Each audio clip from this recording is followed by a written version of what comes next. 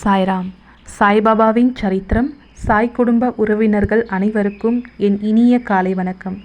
இன்று பிறந்த நாள் காணும் மற்றும் மணநாள் காணும் அனைத்து சகோதர சகோதரிகளுக்கும் எங்களது இனிய வாழ்த்துக்கள். நாம் நம் பிரார்த்தனைகள் மற்றும் வேண்டுதல்கள் பலிக்க நம் சாய்பாபாவின் பொற்பாதங்களில் நம் கோரிக்கைகளை தொடர்ந்து 48 நாட்கள் சங்கல்பம் செய்து கொண்டு பிரார்த்தனாஷ்டகம் செய்வோம். சாய்பாபாவின் ஆசிர்வாதங்களோடு நம் பிரார்த்தனைகள் மற்றும் வேண்டுதல்கள் நிறைவேறி சாய்பாபாவின் அருள்மழை பெற்று மகிழ்ச்சியோடு வாழ்வோம். ஓம் சாய்ராம். இன்று நம் பாபா கூறுகிறார், உன் மனதில் என்ன நினைத்து கொண்டிருக்கின்றாய் என்று எனக்கு தெரியும். சிறிது காலம் பொறுமையாக இரு. நான் நல்ல விதமாக நடத்தி தருவேன். எல்லையில்லா பிரபஞ்சம் இது.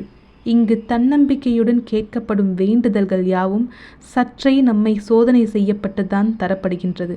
எனவே என் மீது நம்பிக்கை வைத்து சற்று பொறுமையாக இரு. நான் அனைத்தையும் உனக்கு நடத்தி தருவேன். ஓம் சாய்ராம். இன்று பிரிந்த குடும்பம் ஒன்று சேருவதற்காக சிறப்பு பிரார்த்தனாஷ்டகம் செய்வோம். பிரார்த்தனாஷ்டகம். சாந்தமான மனமுடையவரே, சிறந்த அறிவுடையவரே, சாய்நாதா, அருள் நிறைந்தவரே, கருணை கடலே, சத்திய ஸ்வரூபமானவரே, மாயையாகிய இருளை அழிப்பவரே, ஜாதி மதங்களுக்கு அப்பாற்பட்டவரே, சாதனையின் முடிவை அடைந்தவரே, எண்ணங்களுக்கு அப்பாற்பட்டவரே, கருணைக்கு உறைவிடமே, ஷீரடி கிராமத்தில் உறைபவரே, ஓ சாய்நாதா, என்னை காப்பாற்றும், என்னை காப்பாற்றும். ஞானமாகிய கதிரவனே, ஞானத்தை அளிப்பவரே, எல்லாவித நன்மைகளையும் செய்பவரே, பக்தர்களின் இதயத்தில் உலவும் அன்னமே, உமது பாதங்களை அடைந்தவரை காப்பவரே, சிருஷ்டி செய்யும் பிரம்மா நீ, காக்கும் தெய்வமான லக்ஷ்மியின் கணவன் விஷ்ணுவும் நீயே, உண்மையில் உலகங்களையும் லயமடையச் செய்யும் ருத்ரனும் நீயே. நீர் இல்லாத இடம் இவ்வுலகில் எங்கும் இல்லை. சாய்நாதா, நீர் எல்லாம் அறிபவர், எல்லோரின் இதயத்திலும் உறைபவர். எனது எல்லா குற்றங்களையும் மன்னிக்க வேண்டுமென்று வேண்டுகின்றேன். பக்தியின்மை, சந்தேகங்கள் போன்ற அலைகளை விரைவில் நீக்குவீராக. நீர் பசு, நான் பச்சிலம் கன்று. நீர் சந்திரன், நான் சந்திர காந்தக்கல். உங்கள் பாதங்கள் கங்கா நதியின் ஸ்வரூபம் ஆனவை. அவற்றை நான் பக்தியோடு வணங்குகின்றேன். இப்போது உமது அடைக்கலம் அளிக்கும் அருள்மயமான கரங்களை எனது சிரத்தின் மேல் வைப்பீராக. எனது வருத்தங்களையும் கவலைகளையும் நீக்குவீராக. இந்த தாசகனு தங்கள் பணியாளன். இந்த பிரார்த்தனாஷ்டகத்தை கூறி நான் சாஷ்டாங்கமாக நமஸ்காரம் செய்கின்றேன். எனது பாவங்களையும் துன்பங்களையும் ஏழ்மையையும் உடனடியாக நீக்குவீராக. நீர் பசு, நான் கன்று. நீர் தாய், நான் குழந்தை. என் விஷயத்தில் மனதில் கடினம் கொள்ள வேண்டாம். நீர் மலையருகில் உள்ள சந்தன மரம், நான் முள்ளடர்ந்த புதர். நீர் புனிதமான கோதாவரி நீர், நான் பெரும் பாவி. ஓ குருராயா, உமது தரிசனம் ஏற்பட்ட பிறகும் என்னிடத்தில் உள்ள துர்க்குணங்கள் என்ற மாசு அவ்வாறே தங்கியிருக்குமாகில் உம்மை சந்தனம் என்று எவர் கூறுவர்? கஸ்தூரியின் அண்மையை அடைந்த மண்ணும் உயர்வாக மதிக்கப்படுகின்றது. மலர்களின் அண்மையால் நாரும் தலையில் உயர்ந்த இடத்தை பெறுகின்றது. மகான்களின் தன்மையும் இத்தகையதே. அவர்கள் எந்தெந்த பொருட்களை எல்லாம் ஏற்றுக்கொள்கின்றார்களோ அவற்றை உயர்ந்த நிலைகளை அடைவிக்கின்றார்கள்.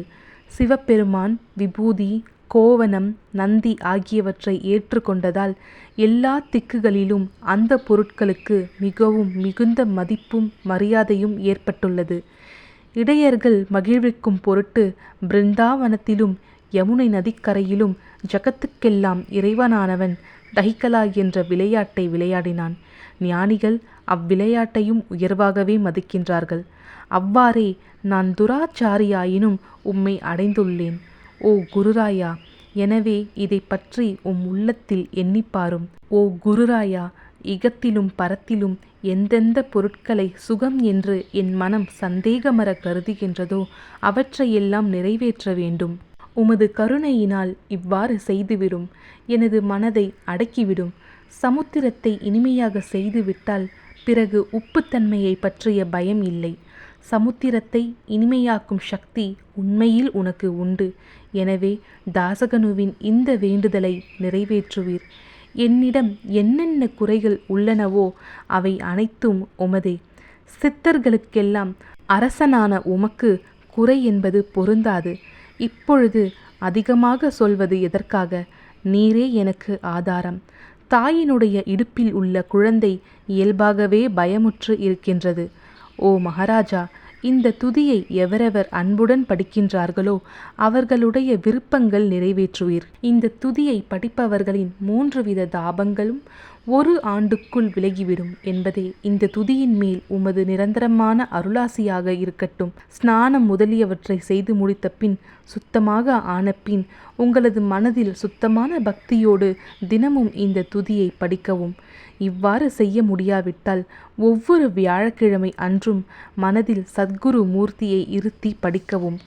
அதுவும் கூட இயலாவிடில் ஏகாதசி தோறும் அதன் விளைவுகளை பார்ப்பதற்காக இந்த துதியை படியுங்கள். துதியை படிப்பவர்களுக்கு இறுதி கணக்கில் உயர்ந்த நிலையை குருமூர்த்தி அளிப்பார்.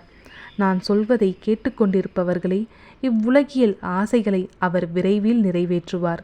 இந்த துதியை பாராயணம் செய்வதால், மீண்டும் மீண்டும் படிப்பதால் முட்டாள்கள் அறிவாளிகள் ஆவார்கள். எவருக்காயினும் வாழ்நாள் குறைவாக இருப்பின் அவர்கள் இதை படிப்பதால் 100 ஆண்டு ஆயுள் உள்ளவர்கள் ஆவார்கள். இந்த துதியை படிப்பதால் செல்வத்திற்கு குறைவு இருந்தால் குபேரன் அவர்களது இல்லத்திற்கு வந்து பணி செய்வான். இது சத்தியம், இது சத்தியம், இது சத்தியம் என்று மும்முறை உரைக்கின்றேன். சந்ததி அற்றவர்களுக்கு இந்த துதியை படிப்பதால் குழந்தை செல்வம் கிட்டும். இதனை படிப்பவர்களின் ரோகங்கள் முற்றிலும் நீங்கிவிடும்.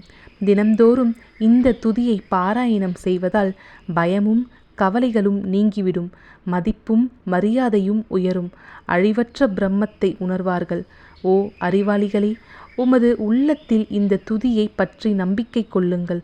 தர்க்கங்கள், தவறான எண்ணங்கள் ஆகியவற்றிற்கு கொஞ்சம் கூட இடம் கொடுக்க வேண்டாம். ஷீரடி சேஸ்திரத்திற்கு கிரமமாக யாத்திரை செல்லுங்கள். பாபாவின் திருவடிகளை மனதில் இருத்துங்கள். அவர் அனாதைகளின் உறவினர், பக்தர்களின் விருப்பங்களை பூர்த்தி செய்யும் கற்பகத்தரு. அவருடைய பிரேமையினாலேயே இந்த துதியை எழுதினேன். இல்லாவிடில் பாமரனாகிய என்னால் இத்தகைய படைப்பு எவ்வாறு ஏற்பட முடியும்?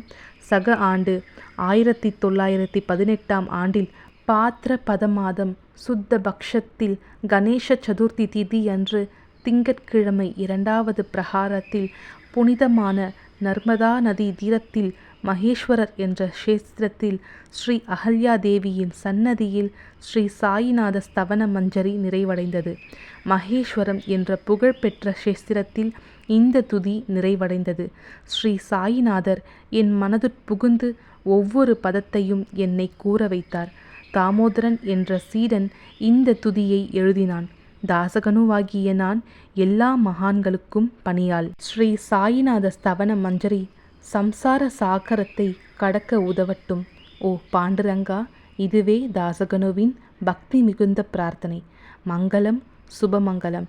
ஸ்ரீ சச்சிதானந்த சமர்த்த சத்குரு ஸ்ரீ சாய்நாத் மகராஜ் கி ஜெய். ஓம் சாய்ராம்.